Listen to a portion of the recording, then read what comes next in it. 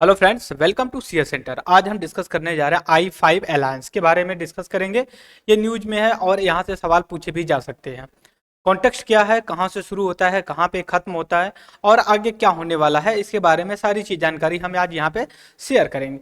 सबसे पहले मैं आपको डिस्कस कर रहा हूँ बैकग्राउंड के साथ। यहाँ पे देख सकते हो कि वर्ल्ड के सबसे 5 पावरफुल कंट्री के जो हेड हैं उनके दिए गए। आंखों में इनके लाल रंग का जो कि चिंगारी या फिर आग दिख रही है। ठीक है, तो हम देखेंगे आई से ही क्लियर होता है कि नहीं 5 आंखें जो कि एक साथ आई हुई हैं। यहाँ पे मैं बैकग्राउंड आप लोगों के साथ डिस्कस कर रहा हूँ। सबसे पहले मैं बैकग्राउंड क्या डिस्कस करूंगा। ठीक है, बैकग्राउंड बैकग्राउंड क्या है दोस्तों। G20 2023 का जो प्रेसिडेंटशिप था, प्रेसिडेंटशिप किसके पास था हम सभी लोग जानते हैं, इंडिया के पास था। ठीक है, और 9 एंड 10 सितंबर को दिल्ली में, न्यू दिल्ली डिक्लेरेशन आया।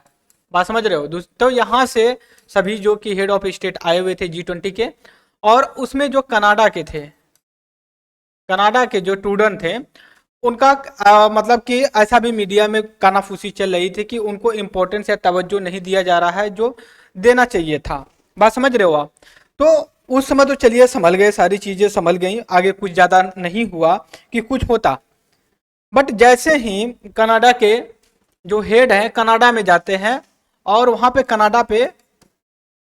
कनाडा से वो एक एलिगेशन लगाते हैं, एलिगेशन लगाते हैं किस पे, इंडिया में। इंडिया में क्या लगाते हैं, इंडिया पे, कि ये कहते हैं कि जो एक प्रो खालिस्तान, ठीक है, प्रो खालिस्तानी खालिस्तानी जो थे, इनकी मर्डर में, असैसिनेशन में, मारने में इंडिया का जो कि हाथ रहा है। और ये बड़ा ही गंभीर और सेंसिटिव एलिगेशन ये लगाते हैं। बात समझ रहे हो आप। और इसके बाद इंडिया ने स्ट्रॉन्ग रिएक्शन या जवाब देता है, कहता है कि आप बिना बेस और आधार के हिसाब से आप जो कि एलिगेशन नहीं लगा रहे हैं, इसके पीछे आपको कोई पुख्ता एविडेंस हो तभी लगाना चाहिए। और इसी के बाद और भी कुछ कंट्री जो आई-5 के मेंबर थे, ऑस्ट्रेलिया जैसे बोल सकते हो, ऑस्ट्रेलिया, यूएसए, यूनाइटेड किंगडम, कूद पड़ते हैं और ये कहते हैं कि इंडिया को इसमें कोऑर्डिनेट करना चाहिए, कोऑर्डिनेट करना चाहिए। बात समझ रहे हो। मतलब कि जो एलिगेशन लगाया जा रहा है कनाडा के द्वारा, ये कितना सही है कितना गलत हो तो बाद में देखा जाएगा। बट अगर कोई इन्वेस्टिगेशन होती है तो उस पर भारत को जो कि पूरी तरह से सहयोग करना चाहिए कनाडा का। अब दिमाग में ये भी आना चाहिए हमारे दोस्तों कि जो एलिगेशन लगा रहे हैं और भारत सरकार एकदम बोल सकते हैं एग्रेसिव रूप से एक्शन में आती है, यहां तक कि वीजा भी कैंसिल कर देती है और वहां के अपने स्टूडेंट सिटीजन को कह देती है कि आप अलर्ट रहिए, कुछ भी हो सकता है, कुछ भी हो सकता है। कि मतलब वहां से वीजा बंद हो सकता है कि कनाडा से लोग इंडिया में नहीं आएंगे, इंडिया के लोग कनाडा में नहीं जाएंगे। और उससे जो बात कर सकते डायस्पोरा या फिर जो एनआरआई लोग थे उनके अंदर खलबली मच जाती है। हमें पता हो बहुत सी मूवियाँ भी बनी हुई है जो पंजाबी है और बॉलीवुड की भी है। हमेशा गर्ल्स की यही ख्वाहिश होती है कि हम कनेडियन से शादी करें, स्पेशली जो पंजाब की एरिया से आती हैं मूवीज। और शायद मोतीचूर ऐसी कोई मूवी है वो भी मिलती जुलती है वहाँ से। तो कहने का मतलब यह है कि कनाडा में जाकर के सेटल्ड होना भी एक भारत के लोगों की ख्वाहिश होती है, और स्पेशली जो पंजाब से बिलोंग करते हैं। और पंजाब के बहुत ढेर सारे लोग वहाँ पे सेटल डाउन भी हैं। कहा भी जाता है कि पंजाबी कॉलोनी के नाम से भी वहाँ पे कॉलोनियाँ वगैरह सेटअप हुई हैं। जैसे आप आएंगे दिल्ली में तो दिल्ली में बिहारी कॉलोनी है, ऐसा कुछ करके पंजाबी बाग है। तो वहाँ के जो मेजोरिटी लोग हैं उनकी एरिया के हिसाब से उनको नामकरण कर दिया गया है। वैसे ही कनाडा में भी है। जैसे एलिगेशन लगते सारी चीजें लोग अलर्ट पे हो जाते हैं और ऐसा कहा जाता है कि जो कनाडा का एलिगेशन है, कनाडा का एलिगेशन है, कितना सही है कितना गलत है ये तो इन्वेस्टिगेशन के बाद पता चलेगा। बट सवाल यह है कि 2025 में कनाडा में इलेक्शन होने वाला है, चुनाव होने वाला है। तो स्टूडेंट ये चाहते हैं कि जो कनाडियन पंजाबी इंडियंस हैं उनको अपनी तरफ मैं अट्रैक्ट कर लूं। दूसरी तरफ इंडिया में जो है कि 2024 में इलेक्शन होने वाला है, भारत सरकार ये नहीं चाहेगी कि हम पंजाबियों लोगों को दुखी करें, वो भी एक्शन की आ गई। और जो ये खालिस्तानी मूवमेंट की बात है, जो खालिस्तानी मूवमेंट की बात है, खालिस्तानी मूवमेंट की जो बात है, पहले अगर मैं बात करूं कुछ साल पहले, तो बहुत से ऐसे पंजाबी थे जो खालिस्तान जो एक्टिविस्ट है उनका सपोर्ट करते थे, बट ऐसा कहा जा रहा है कि अब जो मेजोरिटी लोग हैं ये खालिस्तानियों को सपोर्ट नहीं करते हैं। दूसरी ये भी बात है कि बहुत से यंग पीपल जो मतलब कनाडा वगैरह में सेटल हो जाते हैं, पंजाब से बिलोंग करते हैं, उनका कहीं ना कहीं खालिस्तानी में इंटरेस्ट ज़्यादा दिख रहा है। ये बातें चीज़ों को बैकग्राउंड में हो गई। अब हमारे लिए इंपॉर्टेंट क्या है मित्रों, हम यहाँ पे डिस्कस करेंगे। ये जो I-5 है, आप देख सकते हो United state of America, Canada, फिर उसके बाद आप ब्रिटेन के बोल सकते हो, फिर न्यूजीलैंड और ऑस्ट्रेलिया के। अब ये एक ग्रुप बना हुआ है, एक ग्रुप जो बना हुआ है मित्रों, यहाँ पे देख सकते हैं इन्हीं की डेथ के बाद जो है कि ये कहते हैं कि भाई वो करो, फिर यहाँ पे प्रोटेस्ट चल रहा है कि जस्टिस ट्रूडो होश में आओ, ठीक है, फिर ये सारी चीजें लेकर के चली, तो हमारे लिए इंपॉर्टेंट नहीं है। यहाँ पे देख सकते हो इन लोगों का टकराव, ये इधर मुंडी कर रखे हैं, ये इधर मुंडी कर रखे हैं। और यहाँ पे जो कंट्री है I-5 की 5 कंट्री है, ठीक है, 5 आई अलायंस, पहले ऑर्गेनाइजेशन का नाम लिख दे, 5 आइस अलायंस, अलायंस है। अब क्या है कि इसका ये भी कहा जा रहा है यूएसए का स्पेशली कि इंडिया को भी इसका मेंबर बनना चाहिए। अब देखिए ये जो वेस्टर्न कंट्री है इनका जो है कि गेम तो देखिए, एक तरफ करें कोऑर्डिनेट करना चाहिए, अगर इंडिया इसका मेंबर बन जाता है तो हर इन्वेस्टिगेशन में इसको कोऑर्डिनेट करना पड़ेगा। हालांकि इंडिया इससे भाग नहीं रहा है, आप जिस सिचुएशन में, जिस सिनेरियो, जिस टाइम में आप बात कर रहे हो उसमें तो पॉसिबल नहीं है ना। हालांकि इंडिया करेगा, कोऑर्डिनेट करेगा, अगर ऐसी कोई बात आती तो इंडिया कभी पीछे नहीं हटता है इन्वेस्टिगेशन कोऑर्डिनेशन में। तो यूएसए कहता है कि भाई, और कुछ और भी कंट्री कहते हैं कि इसका जो कि मेंबर बनना चाहिए। तो हमारे लिए सबसे बड़ा इंपॉर्टेंस, और अगर चीज़ों को देखा जाए कि जो I-5 है इसके इस्टेब्लिशमेंट को लेकर के बात की जाती है कि रियल में अगर इसका इस्टेब्लिशमेंट ऐसा तो नहीं को ओवर नाइट में हो गया। इसका जब बात हुआ तो यूनाइटेड किंगडम यूएसए, अब मैं यहाँ पे फिर से जो कि इंडिकेट कर रहा हूँ आपके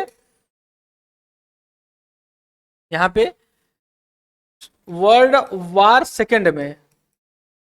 सेकेंड में 1940 के आसपास जो है कि ये वर्ल्ड वार शुरू भी हुआ था। और उसी के दौरान बोल सकते हो आप 43 के आसपास, 1943 के आसपास यूनाइटेड किंगडम और यूएसए, आप बोल सकते हो ऐसे ही वर्ड लिखा गया है, यूके यूएसए, ये मिल करके जो कि ऐसा कोई एक इन्वेस्टिगेशन करते हैं जिसमें ये आप बता सकते हो कि जापान और जर्मनी, मैं यहाँ पे इन्वेस्टिगेशन करते हैं 1943 में यूएसए, एक second, United kingdom and USA, ठीक है, एक जब इन्वेस्टिगेशन करते हैं उसमें जर्मनी एंड जापान के जो सीक्रेट कोड को ये जो कि डिसकंटिन्यू करते हैं या फिर ब्लॉक कर देते हैं या फिर तोड़ देते हैं। और एक इंटेलिजेंस फील्ड में एक बहुत बड़ी इन्होंने उपलब्धि हासिल की, यूनाइटेड किंगडम और यूनाइटेड स्टेट ऑफ अमेरिका। हमें पता होना चाहिए 1950 से पहले यूएसए, अगर ब्रिटेन सबसे बड़ी पावरफुल वर्ल्ड में था, और इसने अपनी इंटेलिजेंस के साथ यूएसए के साथ मिल करके जर्मनी और जापान के सीक्रेट कोड को तोड़ा।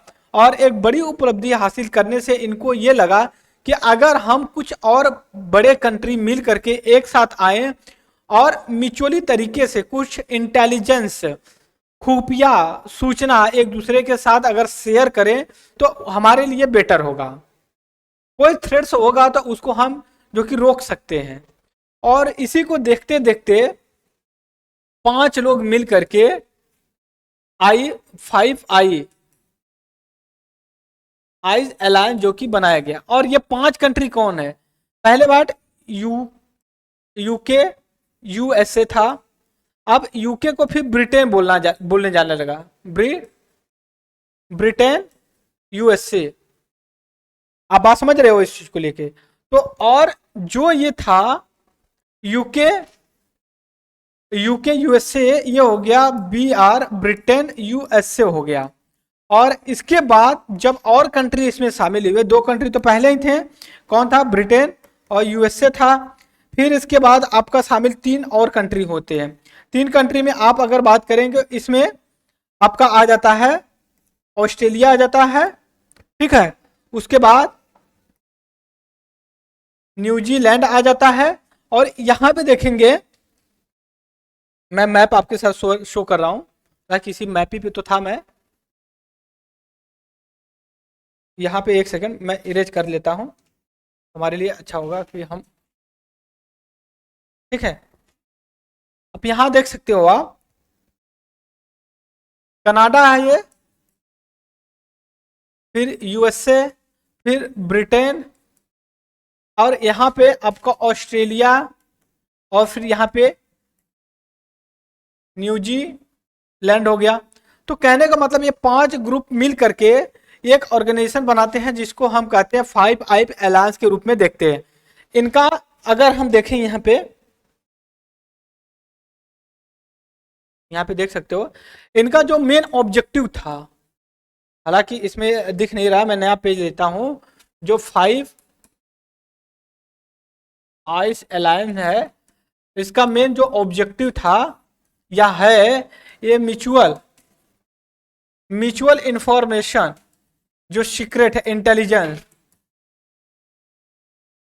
इंटेलिजेंस को जो कि शेयर करे एक दूसरे से।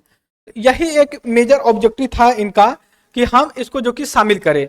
इसके साथ अगर हम और भी बात करें आप लोगों के साथ, कि मतलब इनकी और क्या जो कि एक्सपेक्टेशन थी और क्या था, इसके लिए ये भी कहा जाता है कि पॉलिटिकल नॉन पॉलिटिकल जो कि ओवरसाइट व्यू को अगर देखा जाए, तो कुल मिलाकर के ये है कि 5I का जो ऑब्जेक्टिव था, कि ये ग्रुप ऑफ द कंट्री है। 43 में किया गया, 49 56 में फिर कंट्री जो कि शामिल हुए। अगर जनरली ओरिजिन इसका देखा जाए तो 43 सेकेंड वर्ल्ड वार के दौरान देखा जाए। अभी बात चल रही है कि इंडिया को इसका मेंबर बनना चाहिए। अब ये न्यूज में क्यों आया है? अभी कनाडा ने कि जो ब्लेम किया है इंडिया को, कि जो प्रो खालिस्तानी एक जो कि एक्टिविस्ट थे, इनका जो कि असैसिनेशन में जो जून जुलाई में हुआ था, इसमें इंडिया का जो है कि बहुत बड़ा रोल था। तो इंडिया ने उसका रिएक्ट किया और कहा भाई ऐसा नहीं है, बिना बेस के आधार पे आप कैसे जो कि ब्लेम कर सकते हैं कि नहीं हमने इनका मर्डर या असैसिनेशन करवाया है। United state of America, Australia, ये लोगों ने भी जो कि काफ़ी इंडिया से कहा है कि भाई इसमें कोऑर्डिनेट करिए। एक चीज़ और मैं ऐड करना चाहूँगा न्यूजीलैंड को लेकर के, यहाँ पे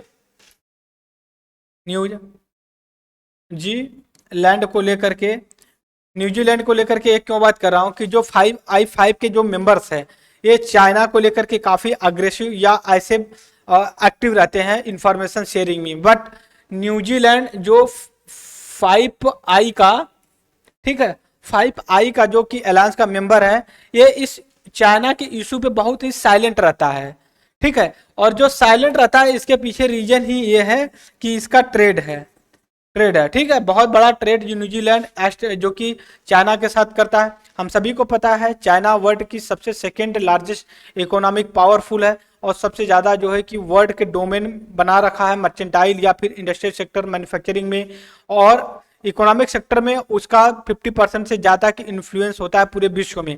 यही जो कि इन्फ्लुएंस न्यूजीलैंड पे भी देखने को मिलता है। और न्यूजीलैंड का जो है कि जो 5I अलायंस है, उसके साथ कोऑर्डिनेशन चाइना के इशू पे देखने को मिलता है। और न्यूजीलैंड कई इशू पे जो है कि चाइना पे बड़ा ही शांत और सॉफ्ट रवैया जो कि अपनाता है। बात समझ रहे हो? तो ये था हमारा जो कि 5I के बारे में डिस्कस करना था। अगर आपसे सवाल पूछा जाएगा तो 3-4 तरीके, कौन मेंबर है, इस्टेब्लिशमेंट कब किया गया, और इसके पीछे इनका ऑब्जेक्टिव क्या होता है शेयरिंग के लिए। यही प्रीलिम्स के आधार पे यूपीएससी 2024 में हो सकता है कि सवाल पूछा जा सके। तो इस लेक्चर में इतना ही फ्रेंड्स, तब तक के लिए thank you very much discussion. जय हिंद, जय भारत।